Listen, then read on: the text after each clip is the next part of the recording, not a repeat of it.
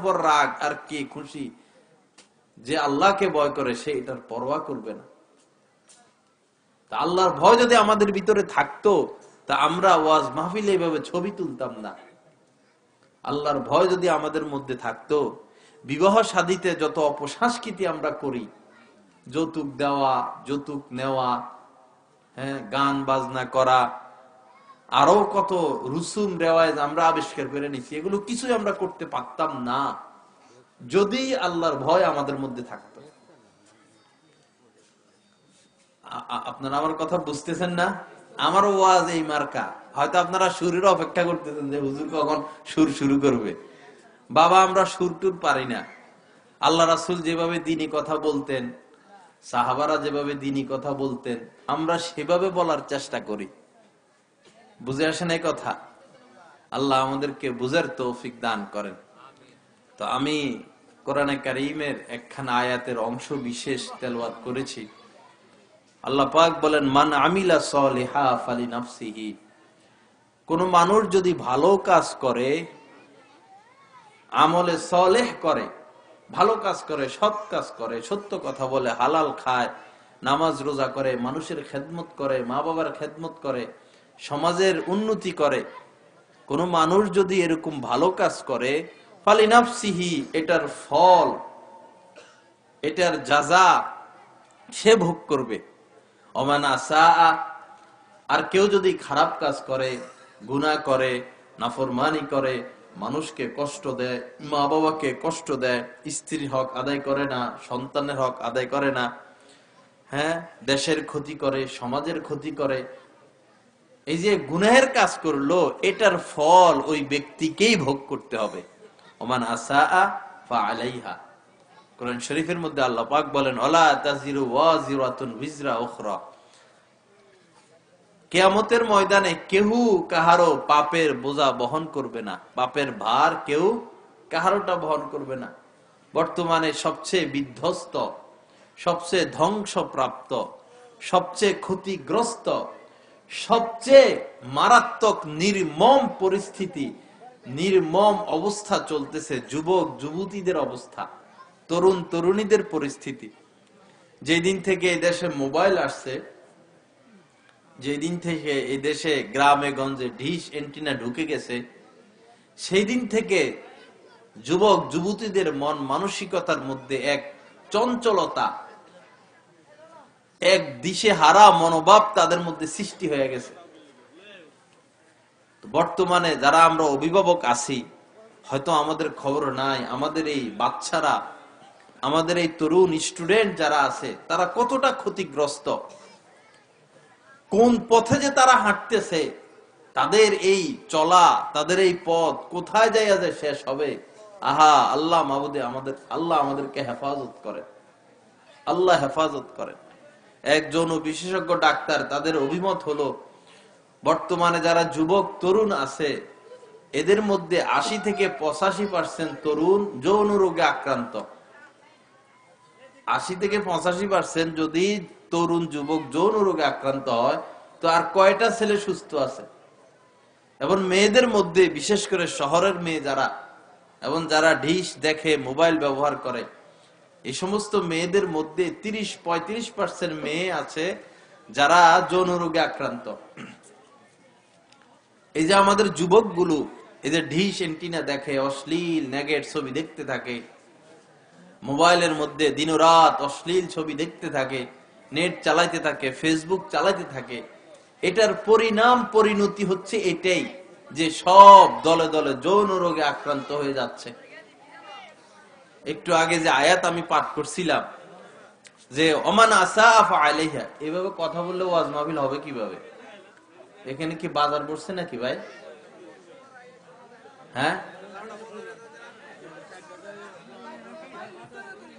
এখানে যদি এরকম মিছিল বসান আপনারা, তো ওয়াজ মাহফিল কিভাবে হবে?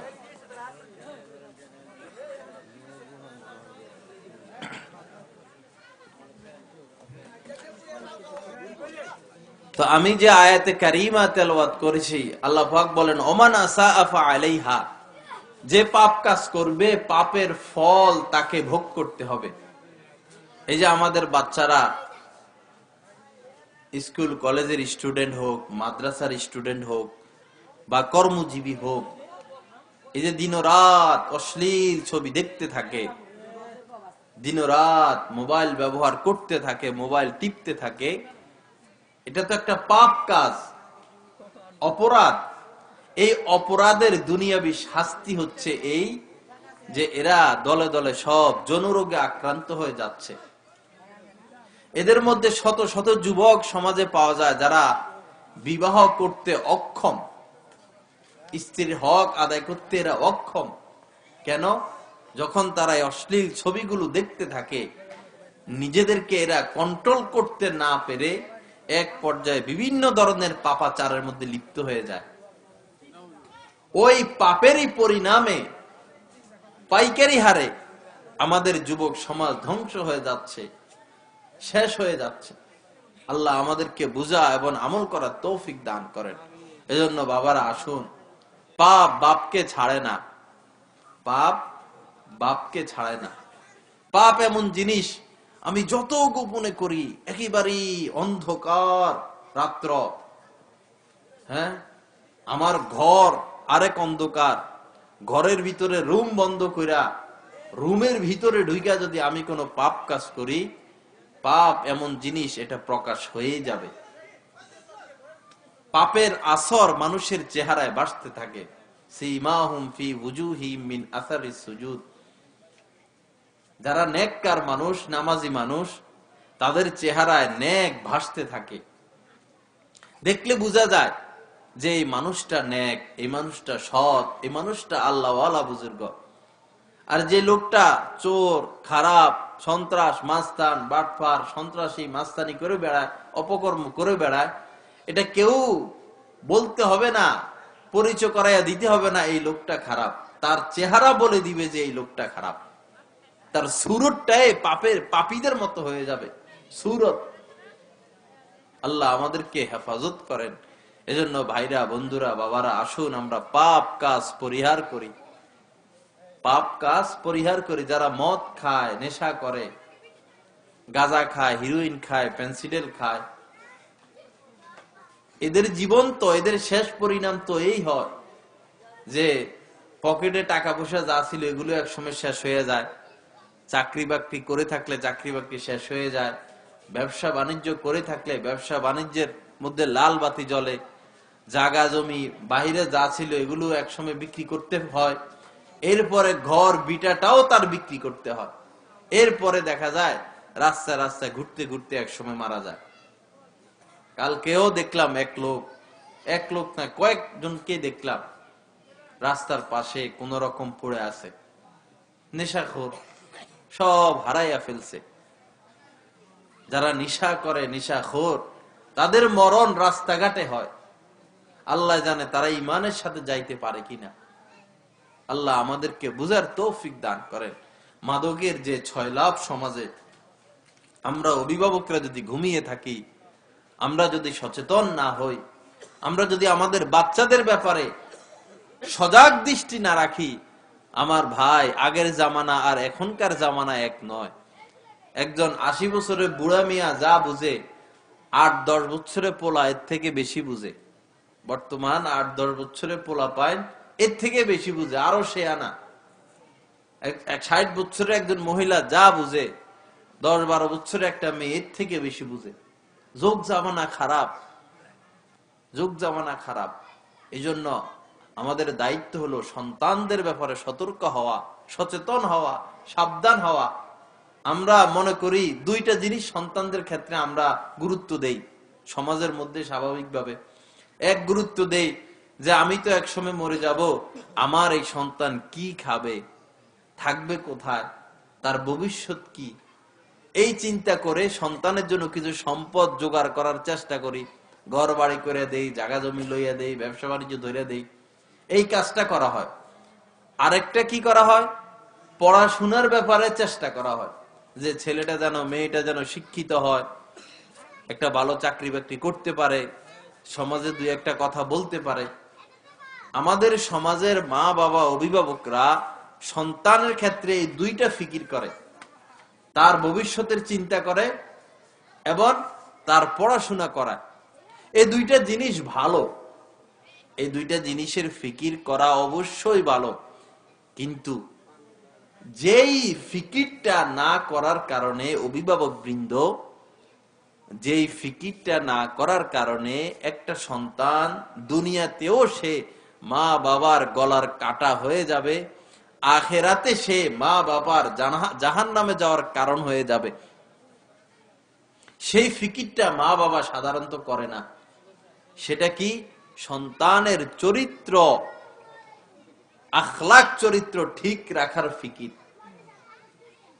এই সন্তান যেন আখলাকওয়ালা হয়, এই সন্তান যেন আদবওয়ালা হয়, এই সন্তান যেন শিষ্টাচারওয়ালা হয়, এই সন্তান যেন সৎ হয়, ভালো হয়, নেককার হয়, নামাজি হয়, রোজাদার হয়, এর জীবন যেন আমলে সলেহার মধ্যে কেটে যায়।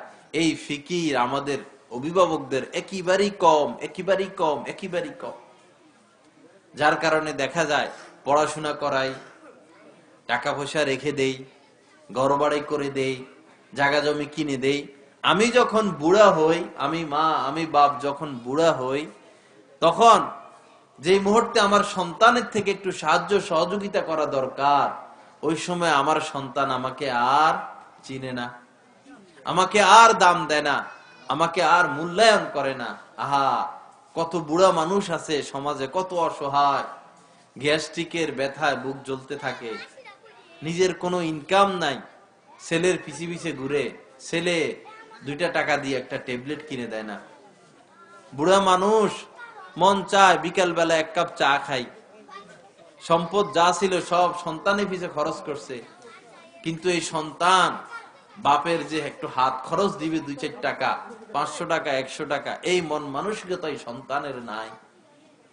আল্লাহ আমাদেরকে বুঝার তৌফিক দান করেন। যারা যুবক আছো, ইনকাম করতেছ, তোমাদের যাদের মা বাপ জীবিত আছে এখনো, তোমাদের উপর ওয়াজিব, দায়িত্ব, কর্তব্য পিতা মাতাকে কিছু হাত খরচ দেওয়া, কিছু হাত খরচ দেওয়া, এটার হিসাব না নেওয়া। তুমি হয়তো ভাবতেছো আমার মা ঘরে থাকে, আমার মার তো কোনো অভাব নাই, টাকা ওষুধ বড়ি কিনে দিই, কাপড় চোপড় কিনে দেই, ফলমূল কিনে দিই, সব তো কিনে দিই, হাত খরচ কেন দিব? আমার বন্ধু, তুমি 1 সপ্তাহ টাকা পয়সা ছাড়া বাঁচতে পারবা কিনা দেখো। তুমি যে ইনকাম করতেছ, 1 সপ্তাহ তুমি টাকা পয়সা ছাড়া বেঁচে থাকো, দেখি পারো কিনা। পকেটে কোনো টাকা নিবা না, দেখি চলাফেরা হাঁটামুটা করো, দেখো তুমি পারো কিনা।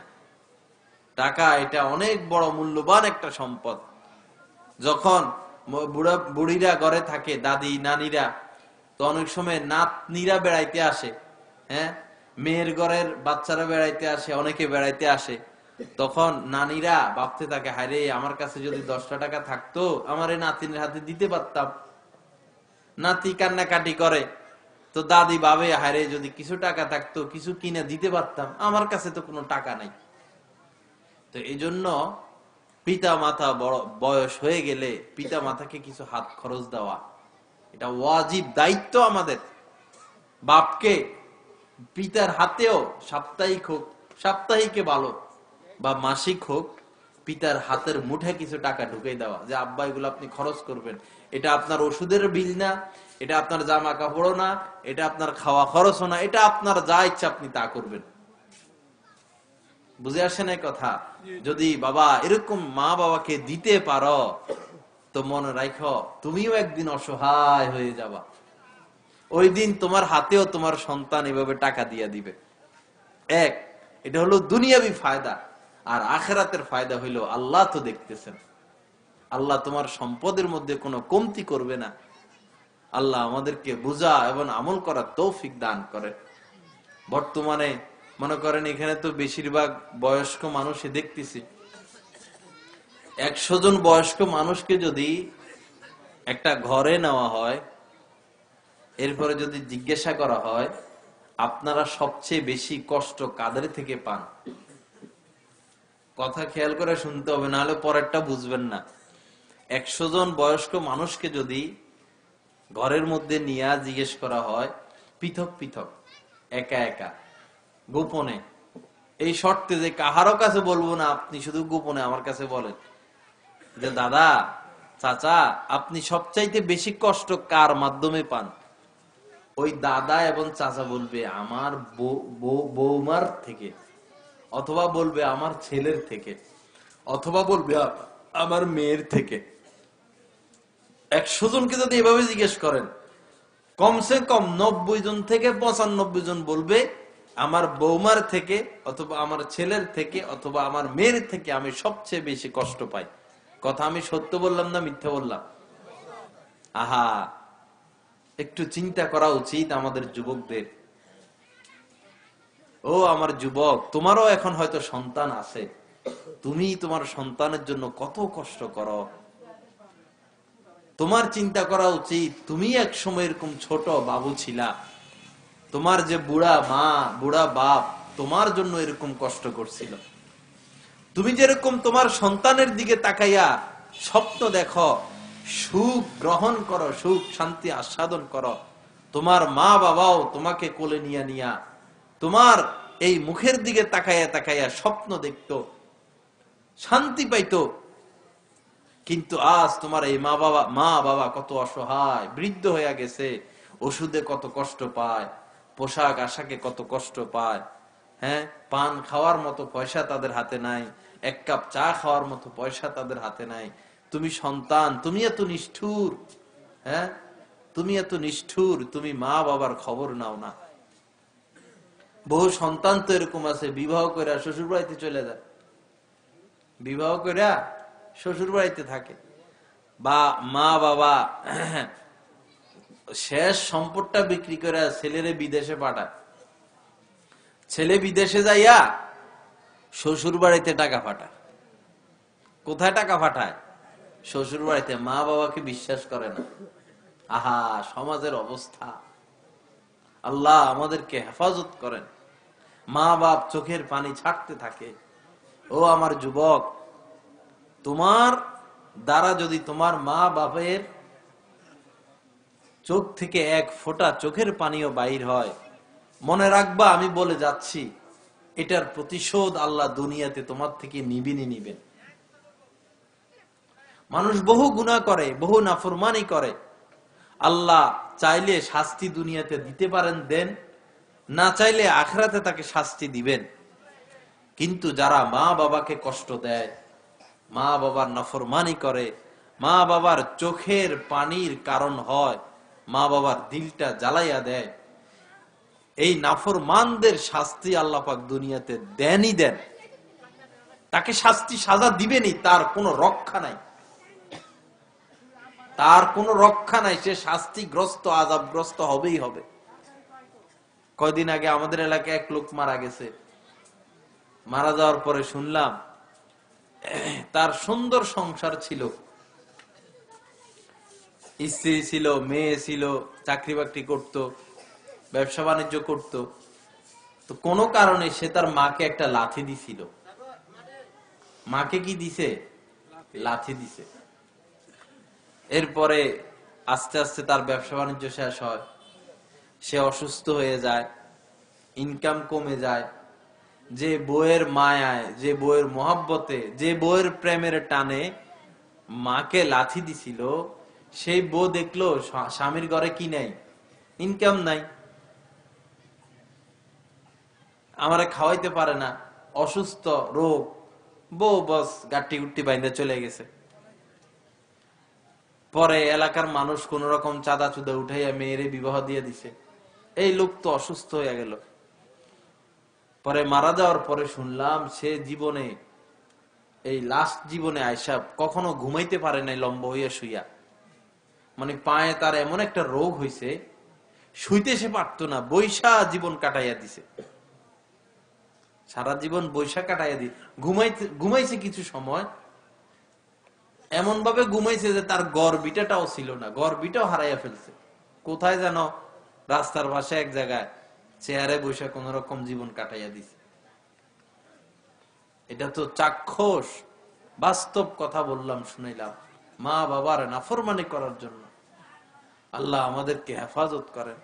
আল্লাহ পাক কোরআনে পাকের মধ্যে বলেন, ওয়ালা তানহারহুমা, ওয়ালা তানহারহুমা, মা বাবাকে কখনো ধমক দিও না। ওয়ালা তাকুল্লাহুমা উফফিন ওয়ালা তানহারহুমা, তোমার কোনো আচরণ, মা বাবার কোনো আচরণে খবরদার, আল্লাহ বলতেছে কখনো উফ এই শব্দটাও বলবা না।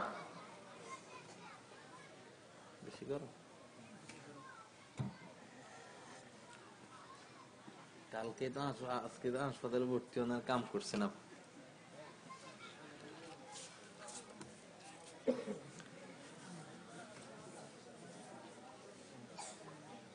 শিশু সন্তান যেরকম অবুঝ হয়, শিশু সন্তান উল্টা সিধা করতেই থাকে, যেটা নিষিদ্ধ কাজ সে সেটাই করবে, আগুন জায়গা ধরবে, পানি ঢেলে দিবে, হ্যাঁ বুঝে না তো শিশু।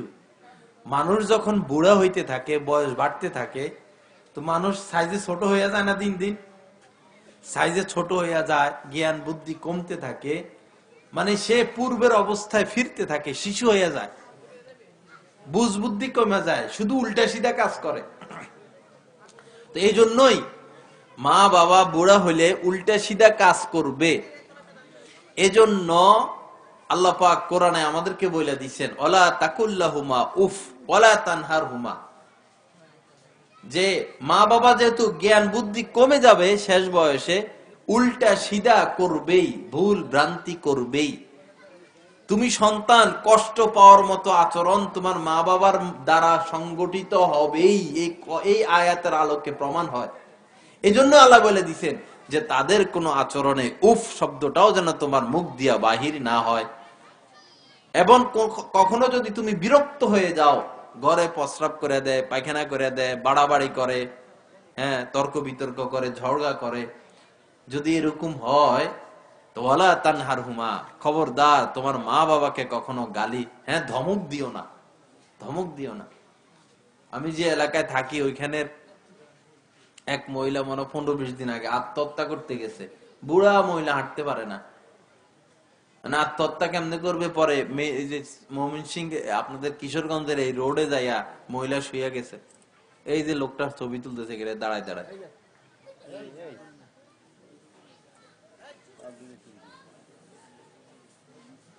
ছবি তোলার ব্যাপারে প্রথমে কথা বলছিলাম না তো, ওয়াজ মাহফিল করে লাভ কি যদি আমরা আমল না করি ভাই? হ্যাঁ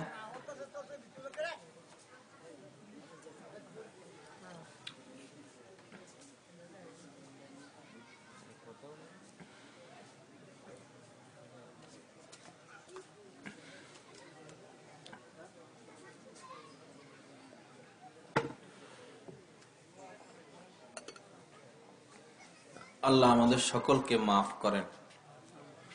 তো আমরা মা বাবার খেদমত করবো তো ইনশাআল্লাহ। আরেকটা ব্যাপার হয় কি দেখেন, খুঁটিনাটি বিষয়, ঈদের সময় আমি জামা কাপড় কিনবো বা যে কোনো সময়, তা আমার সন্তানদের জন্য দামি দামি কিনি, বউয়ের জন্য দামি কিনি, কারণ ছেঁচা খাওয়া লাগবে তো।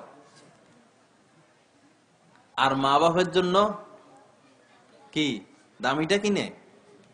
কন না কথা কন। মা বাবার জন্য কোনটা কিনে? রাস্তার পাশে যেটা ফুটপাতে বিক্রি করে সেটা। আহা কত বড় বেঈমানি, কত বড় বেঈমানি। আমার সন্তান অসুস্থ হলে আমি বড় থেকে বড় ডাক্তার দেখাই, পাগল হইয়া যায়, পেরেশান হইয়া যায়, অস্থির হইয়া যায়।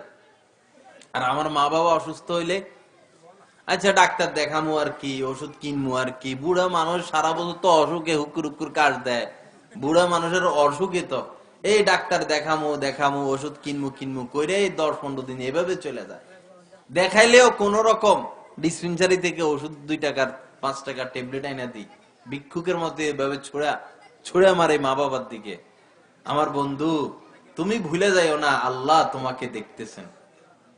হ্যাঁ আলাম ইয়ালাম বিআন্নাল্লাহা ইয়ারা, আল্লাহ বলেন হাই দুনিয়ার মানুষ কি জানে না যে আল্লাহ তাদেরকে দেখেন?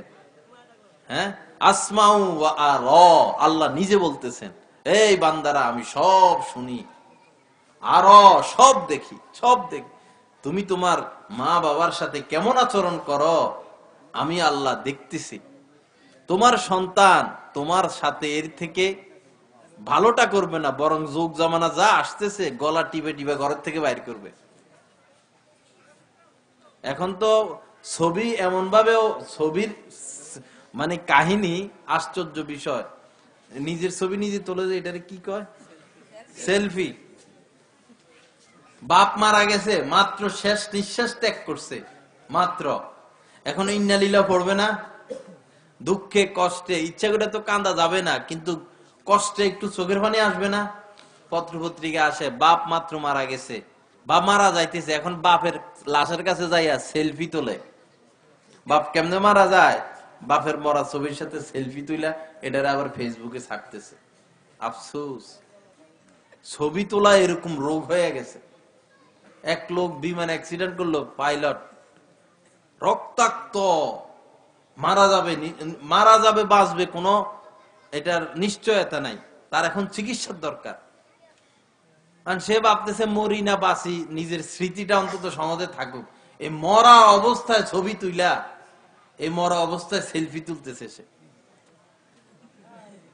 মানে পাগল যে হয়েছে মানুষ, পাগল, এমন পাগল হয়েছে যে এই পাগলামের কি নাই, কোনো সীমা রেখা নাই। পাগল হয়েছে বাস, পাগলে এক ধরনের পাগলে। তো বিশেষজ্ঞরা বলে যারা 2 ঘন্টা ফেসবুক ব্যবহার করবে প্রতিদিন, 2 ঘন্টা ফেসবুক মোবাইল চালানা বলা পান, দেখেন না রাস্তার কোনায় কোনায় দাঁড়াইয়া দাঁড়াইয়া, হ্যাঁ, বিশেষজ্ঞদের মন্তব্য হলো যারা 2 ঘন্টা দৈনিক ফেসবুক চালাবে এরা অচিরেই অ্যাব নরমাল পাগল হয়ে যাবে। এবং অনেকে এটাও বলছে যে যারা মদ খায়, ফ্যান্সিডেল খায়, এরা যেরকম মাতাল অসুস্থ, যারা নেট চালায়, ফেসবুক চালায়, এরা এক ধরনের মাতাল অসুস্থ। আপনারা খেয়াল করলে দেখবেন, যদি কোনো ছেলে একটা গাছের সাথে হেলান দিয়ে দাঁড়াইছে এমনি মোবাইলটা হাতে, এই হেলান দেওয়া অবস্থায় তার 10 মিনিট চলে গেছে, 20 মিনিট চলে গেছে, আধা ঘন্টা চলে গেছে, 1 ঘন্টা চলে গেছে, এর খবর নাই। এটা সুস্থ মানুষের দ্বারা সম্ভব না, অসুস্থ মানুষের দ্বারা সম্ভব।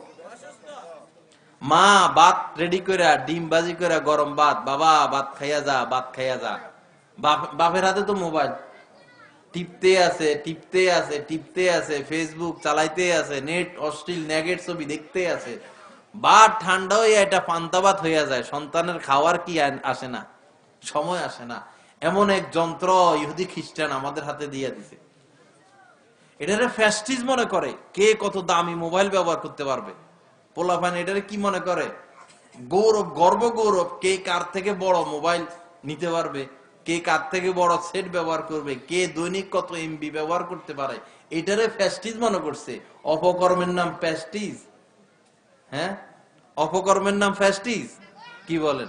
কেউ যদি বলে হ্যাঁ আমি দৈনিক 10 দোকানে ডাকাতি করতে পারি, গর্ব করে, আমি তো চুরির দিক দিয়ে আমি সেরা, 10, 12, 20 ঘর দৈনিক রাত্রে, প্রতিদিন রাত্রে চুরি করি, এটা ফ্যাস্টিজের বিষয়?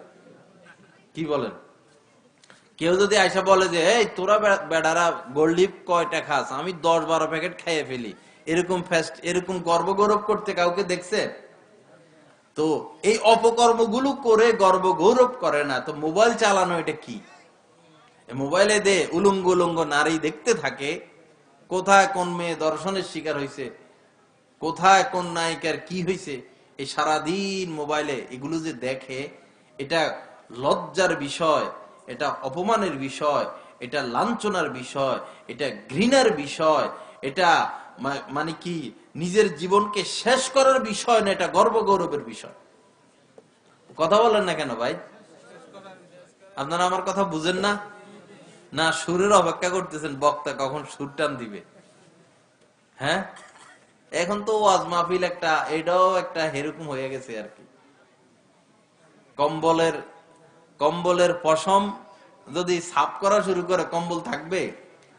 এখন ইসলাম, কোরআন, হাদিস, মসজিদ, মাদ্রাসা, ওয়াজ মাহফিল সর্বত্র এমন ঘুণ লাগছে, এমন ভাইরাসে ধরছে যে যদি বলা শুরু করে দেয় যে এটা অনইসলামিক কাজ, এটা অনইসলামিক কাজ, এটা বেদাত, এটা সুন্নতের খেলাফ, এটা নাজায়েজ, এটা হারাম, যদি এইভাবে বলা শুরু করে দেওয়া হয়, দেখবে যে ইসলাম খুঁজাও পাওয়া যাবে না। আল্লাহ আমাদেরকে সহি বুঝ দান করেন।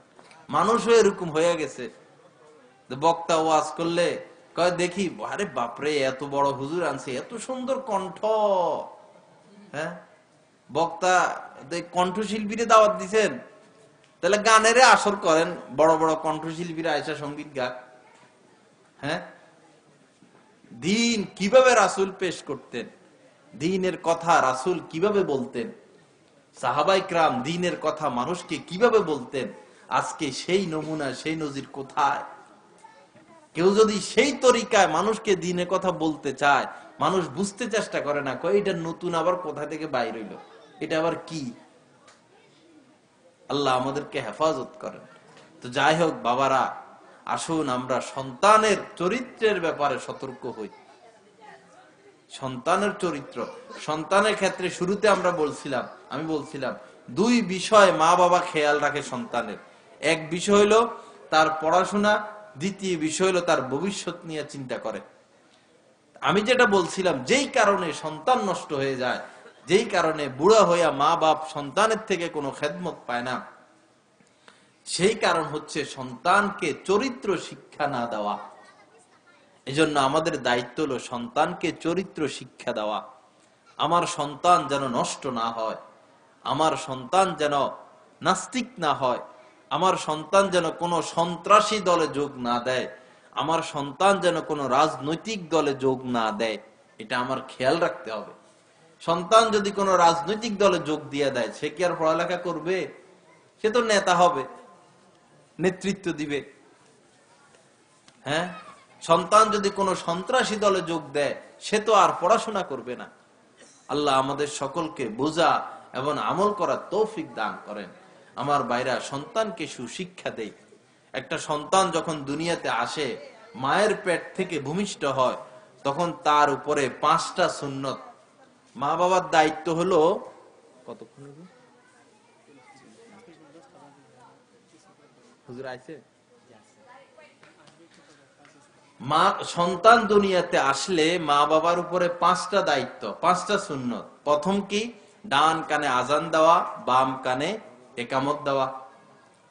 আমাদের সমাজে এটা আছে এরকম যে মেয়েদের কানে আজান দেওয়া হয় না, এটা কোনো কথা না। মেয়ে হোক ছেলে হোক, সন্তান দুনিয়াতে আসছে, তার ডান কানে আজান দাও, বাম কানে একামত দাও। এখন আমাদের সন্তানগুলো এমন জায়গায় ভূমিষ্ঠ হয়, হাসপাতালে।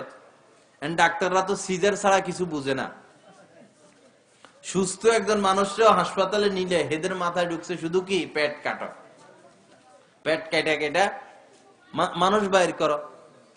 আজ থেকে 50 বছর আগে আমরা সিজারের নাম শুনছিলাম। 50 কি 20 বছর আগে তো সিজারে কোনো সিস্টেম ছিল না। দেখুন আধুনিক জামানা, চিকিৎসার উন্নতি ঘটলো না অবনতি ঘটলো? তোমরা কেমন বিসিএস হইলা, কিরকম গাইনি বিশেষজ্ঞ ডাক্তার হইলা, এত বড় বড় হাসপাতাল, এত নতুন নতুন ওষুধ বাইর হয়। তো ওষুধ বাইর করা লাভ হলো কি? পেট কেটে মানুষ বাইর করো।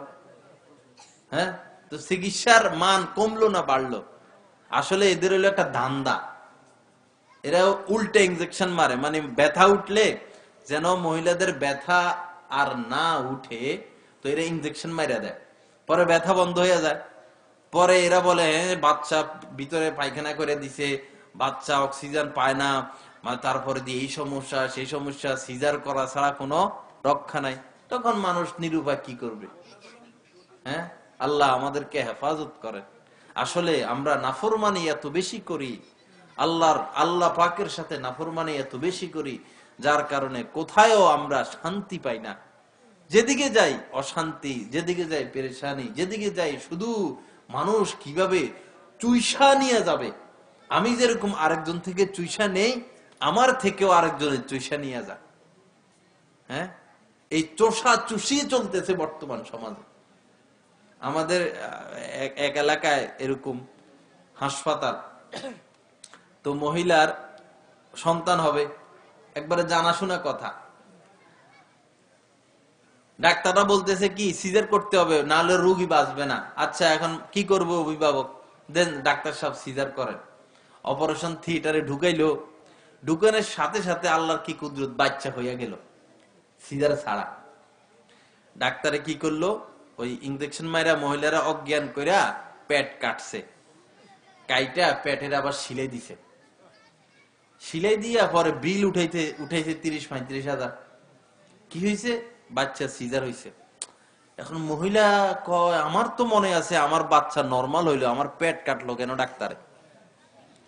মহিলা বলতেছে এই কথা, আমার মনে আছে আমার বাচ্চা হয়ে গেছে, এরপরে আমি ঘুমাই গেছি, আমার পেট কাটলো কেন? ডাক্তার বলতেছে না আপনার সিজার হইছে। মহিলা বললো না আমার তো মনে আছে আমার বাচ্চা নরমাল হয়েছে।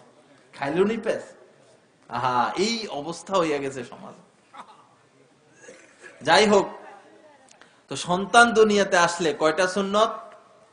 5টা সুন্নত। এক হইলো ডান কানে আজান দেওয়া, বাম কানে ইকামত দেওয়া। এরপরে আরেকটা বিষয় হলো তাহনিক করা, এটা আমরা একদম ভুলে গেছি। তাহনিক, আপনারা এদিক সেদিক তাকালে তো আমি কথা বলবো না ভাই। হুজুর আসছেন ইনশাল্লাহ, হুজুর তো কথা বলবেনই। আপনারা যদি মোতাকাল্লিম যিনি কথা বলে তার দিকে না তাকান, তো সে কি গাছের দিকে তাকায় কথা বলবে? হ্যাঁ, তো প্রথম সুন্নত কি? এই যে খেয়াল করে শুনেন নাই, মনে হয় সুরের আশা করতেছেন নাকি? আমার পরে যিনি, উনি পিসাব আল্লাহর ওলি মানুষ, উনি আমার মতো এরকম কথা বলবে দেখবে।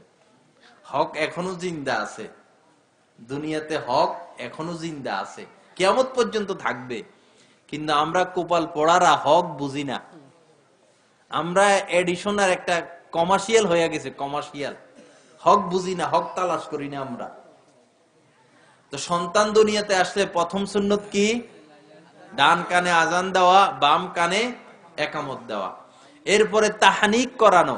তাহানিক হইল কোন আল্লাহওয়ালা বুজুর্গ ব্যক্তিকে মধু বা খেজুরে জাতীয় উনি কিছু মুখে নিয়ে চাবাবেন, চাবাইয়া উনার মুখের লালা সহ এই শিশু বাচ্চার মুখে লাগাইয়া দিবেন। এর দ্বারা এই শিশু সন্তানের জীবনে বরকত আসবে। এটাকে বলে তাহানিক। এটা একদম ভুলে গেছি আমরা। দ্বিতীয় সুন্নত। তৃতীয় সুন্নত হলো 7 দিনের দিন তার কি করা? আকিকা করা। আকিকা, ছেলে হইলে 2টা বকরি বা 1টা বকরি, মেয়ে হইলে 1টা বকরি, ছাগল জবাই করে আত্মীয় স্বজন সবাই মিলে খেয়ে নেওয়া, আকিকা করা। যদিও এটা মুস্তাহাব, কিন্তু আকিকার দ্বারা আল্লাহ পাক এই সন্তানকে যাবতীয় বিপদ মুসিবত থেকে সারা জীবন হেফাজত করতেই থাকবে। আকিকা দেওয়া। এরপরে এই 7ম দিনের দিন তার মাথার চুলগুলো কামানো, তার হাত পায়ের নখগুলো কেটে এই পরিমাণ মাপ দিয়া, পাল্লাতে মাপ দিয়ে এই পরিমাণ স্বর্ণ হোক, রূপা হোক, বা গরিব হইলে অন্য কিছু সৎকা করে দেওয়া। কয়টা সুন্নত হইল? 5টা হয়েছে না? এই 5টা সুন্নত, সুন্নত সন্তান দুনিয়াতে আসার পর আমাদের দায়িত্ব।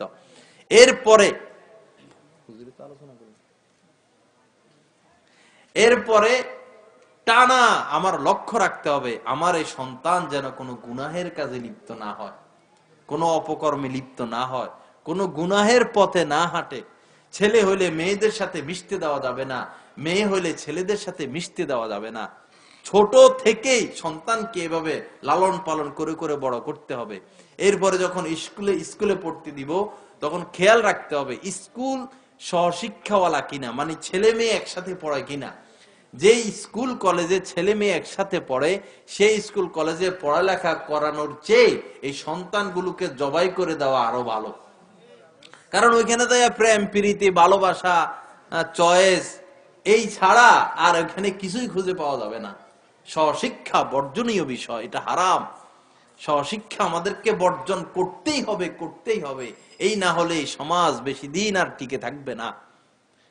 এই সমাজে এমন অবস্থা আসবে, একটা মেয়েও পাওয়া যাবে না যে তাদের সতীত্ব, তাদের কুমারিত্ব ঠিক আছে, এরকম একটা মেয়েও ভবিষ্যতে পাওয়া যাবে না যদি স্বশিক্ষা বন্ধ করা না হয়। যাই বললাম, হুজুর এসে বসে গেছেন, বেয়াদবি হইতেছে হুজুরের সামনে কথা বলা। আল্লাহ আমাদের সকলকে এই কথাগুলোর উপর আমল করার তৌফিক দান করেন। ওয়া আখির দাওয়ানা আলহামদুলিল্লাহি রাব্বিল আলামিন।